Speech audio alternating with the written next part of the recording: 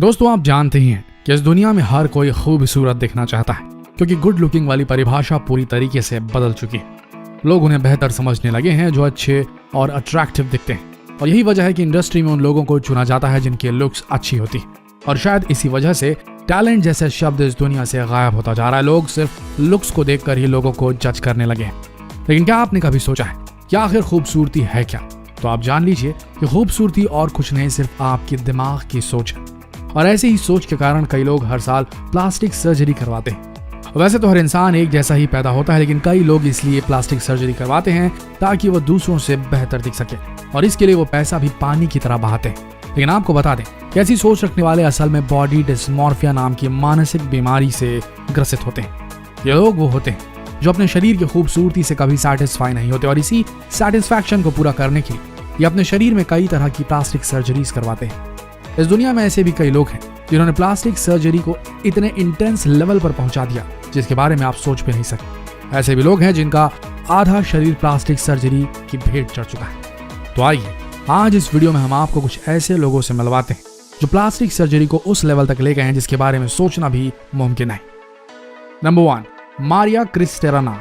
Maria Mexico की रहने वाली, लेकिन इनकी शुरुआती जिंदगी काफी दुख भरी थी।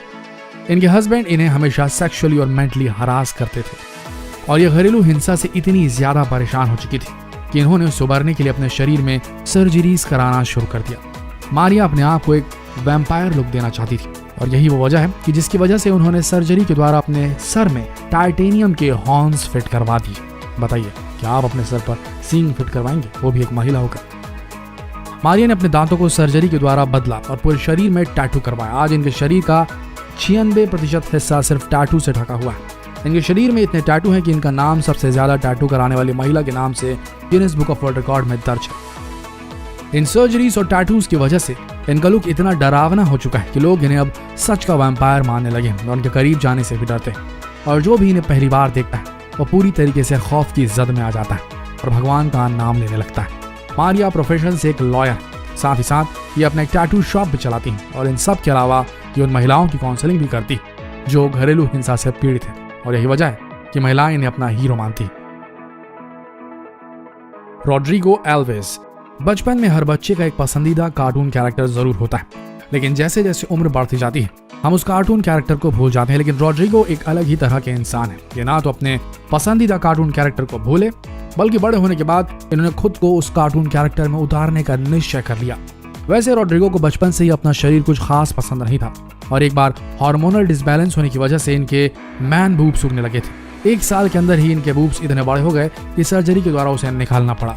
इन सब के अलावा अपने आप को कार्टून कैरेक्टर में बदलने का इनका डिसीजन बदला नहीं था, और इसीलिए एक कार्टून कैरेक्टर जैसा दिखने के लिए इन्होंने 103 कॉस्मेटिक सर्जरी करवाई, जिनमें से 51 तो सिर्फ इनकी प्लास्टिक सर्जरीज हुई। इन सब के अलावा इन्होंने अपनी नाक को बदलने के लिए लगभग 10 बार नाक की सर्जरी करवाई, और इतनी सारी सर्जरीज की वजह से अब इनकी नाक पूरी तरीके से खराब हो चुकी है। और यही वजह है कि आज ये अपनी नाक से सांस भी नहीं ले पाते और ना ही किसी चीज को सूंघ पाते हैं।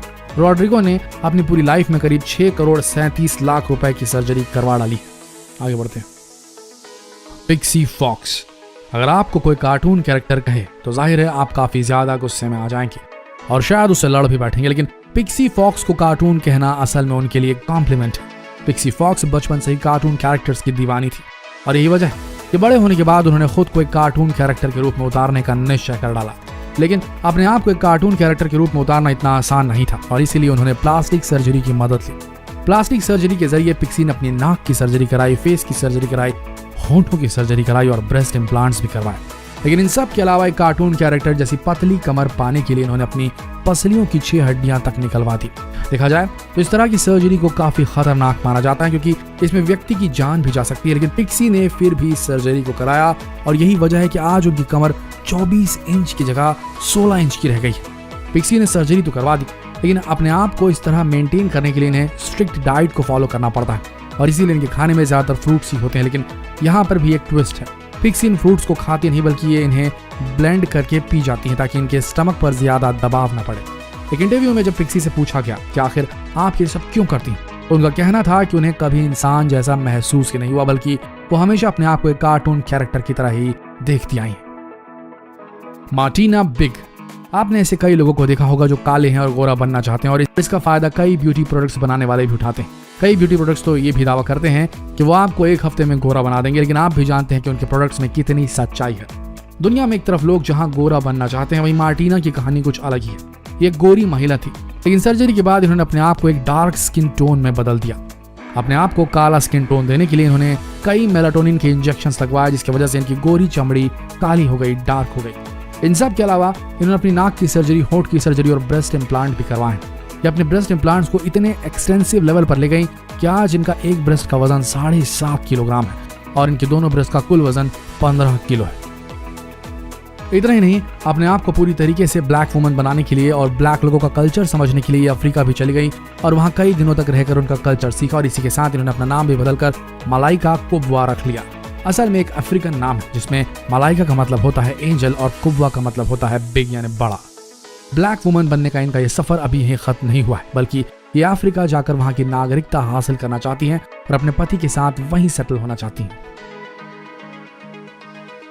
सिंडी जैक्सन, जब आप इन्हें देखेंगे तो आप बिल्कुल नहीं बता पाएंगे कि इन्होंने कभी प्लास्टिक सर्जरी भी करवाई थी, लेकिन आपको बता दें कि ये जैसे अभी दिख रही हैं वैसा दिखने के लिए इन्होंने 14 सर्जरीज और 52 नॉन सर्जिकल मेथड्स को अपनाया।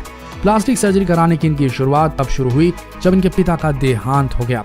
पिता के देहांत के बाद इन्हें विरासत में काफी धन दौलत मिली और इसी धन दौलत का इस्तेमाल करके इन्होंने अपने ऊपर प्लास्टिक सर्जरी करवाना शुरू कर डाला, क्योंकि सिंडी शुरू से ही अपने शरीर से खुश नहीं थी और वो और अट्रैक्टिव बनना चाहती थी। और यही वजह है कि आज सिंडी 63 साल की हो चुकी है, लेकिन प्लास्टिक सर्जरी की वजह से आज भी वह 30 साल की जवान महिला दिखाई देती है। वैसे आपको बता दें कि हर प्लास्टिक सर्जरी इतनी सक्सेसफुल नहीं होती, लेकिन सिंडी के ऊपर की गई सभी प्लास्टिक सर्जरीज काफी परफेक्ट तरीके से की गई, और यही वजह है कि आज वो एक कंसल्टेंसी फर्म चलाती है जिसमें वे बड़ी बड़ी सेलिब्रिटीज को सलाह मशवरा देती है कि वो कौन सी प्लास्टिक सर्जरी चुने और किस तरीके से करवाएं। तो दोस्तों, ये थे दुनिया के ऐसे लोग जो प्लास्टिक सर्जरी को उस मुकाम तक ले गए जिसके बारे में आम इंसान सोच भी नहीं सकता। उम्मीद है आपको ये वीडियो पसंद आया होगा, तो कृपया हमारे YouTube चैनल को सब्सक्राइब कीजिए और जितना हो सके इस वीडियो को शेयर कीजिए। धन्यवाद।